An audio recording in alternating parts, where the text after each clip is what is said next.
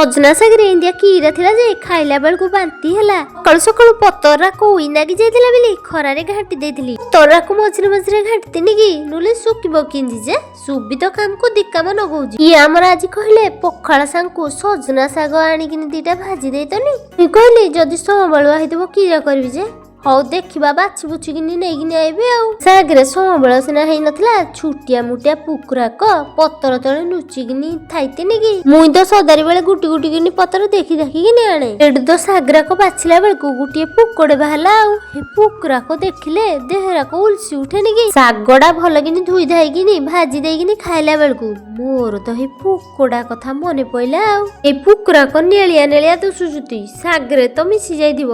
ଯଦି ହିନ୍ଦିଆ କଇ ଶାଗ ଭିତରେ ଭାଜି ଯାଇଥିବ ଏତିକି ତ ଭାବିଛି ଆଉ। ମୁଇକିରା ଆଉ ମୋ ଖାଇବା ପାଖରେ ଅଛି କି ଯାଇକିନି ବାନ୍ତି କଲିନେ। ଆପଣ ମାନେ ସଜନା ଶାଗ ଖାଇବାକୁ ଭଲ ପାଇନ୍ତି ନା ଅନ୍ୟ କୋଉ ଶାଗ କମେଣ୍ଟରେ କହିବେ ତ। ରହୁଛି ଜୟ ଜଗନ୍ନାଥ।